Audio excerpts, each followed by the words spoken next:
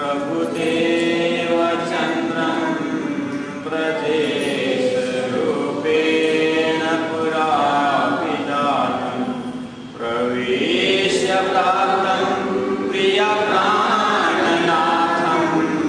परेशपुरनां सततं नमामि ब्रह्मा प्रियाजागरणाय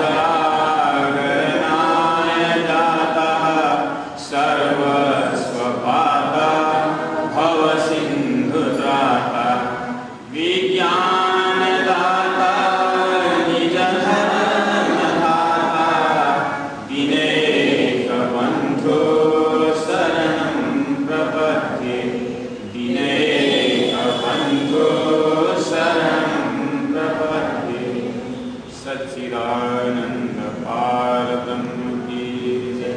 सतगुरु महाराज की प्राणनाथ प्यारे की तीनों पूरे गुरु जी 108 महाराज महाराज की। थोड़ी देर रुक करके आत्मा की ओर देखने का किसी के पास समय नहीं।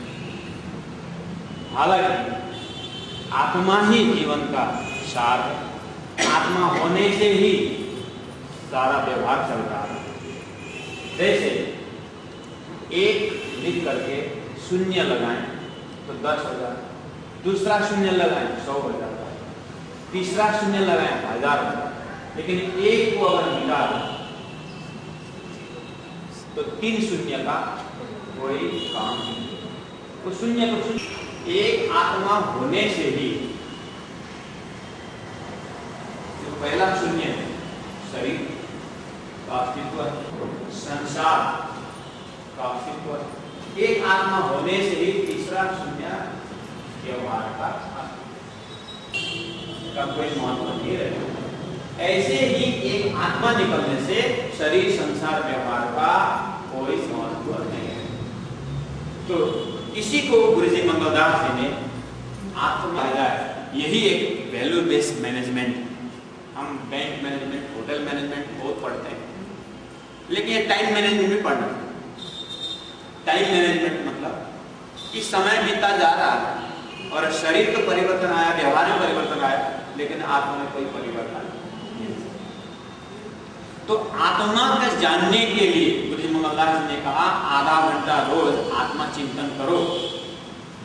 अगर इसी सुक्ति को भी अगर पकड़ें तो आत्मा एक ऐसी शक्ति जो सभी वस्तु का साथ है। जब आप आत्मा में आएंगे तो आप और आगे बढ़े। आत्मा का संबंध परमात्मा से, जैसे आग का संबंध सूर्य से, पानी का संबंध सागर से। आग का चिंगारी भी हो, दिया जलाओ तो अपना मूल स्रोत सूर्य के ओर प्रस्थान, और बूंद पानी का बूंद नाला में होकर के सागर में। ऐसे ही आत्मा सच्चिदानंद स्वरूप है, इसको सच्चिदानंद परमात्मा से मिले बिना कभी नहीं शांति, कभी शांति महसूस करती है। लेकिन बंधन ऐसा, संबंध शरीर से ऐसा लग गया कि आत्मा अंदर तड़पती है, लेकिन आत्मा की आवाज कौन सी। यहां तक आने के बाद अब थोड़ा आगे बढ़े कि आत्मा सच्चिदानंद है, तो आत्मा रहने का घर भी सच्चिदानंद होना चाहिए। आज एक धार्मिक आंदोलन ऐसा कहता है कि वेद की ऋचा कहती है कि तो आत्मा का बैठने का घर भी सच्चिदानंद होना चाहिए। ये वेद का मंत्र है। समझ में आ रही है बात? अगर आत्मा सच्चिदानंद है तो आत्मा का रहने का घर भी सच्चिदानंद होना चाहिए। क्या आपका ये शरीर सच्चिदानंद है? शरीर तो असत जड़ दुख है, नाशवंत है। तो अविनाशी आत्मा नाशवंत शरीर में रह सकता है। तो फिर कैसे हम बोल सकते हैं कि हमारे अंदर ब्रह्म, मनुष्य शरीर के अंदर ही ब्रह्म विराजमान। अगर मनुष्य शरीर के अंदर ब्रह्म विराजमान है तो ब्रह्म बैठा हुआ घर भी ब्रह्मधाम होना चाहिए, और ब्रह्मधाम का अविनाशी होना चाहिए। तो ये शरीर भी ब्रह्मधाम का शरीर कैसे नाशवंत होगा? यही श्री कृष्ण प्रणमी धर्म का प्रथम प्रश्न रहता है।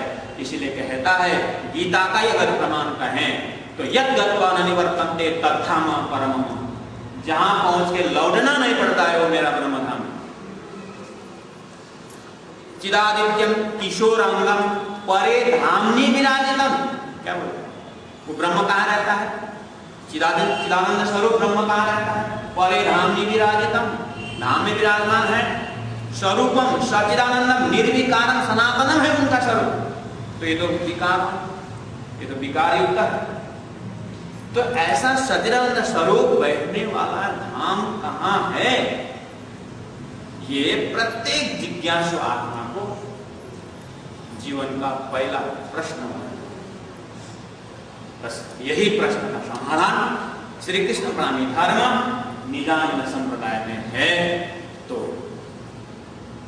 ये दिव्य धाम कैसा है, कहाँ है, किस तरह से है, इसके लिए थोड़ा हम चर्चा करें।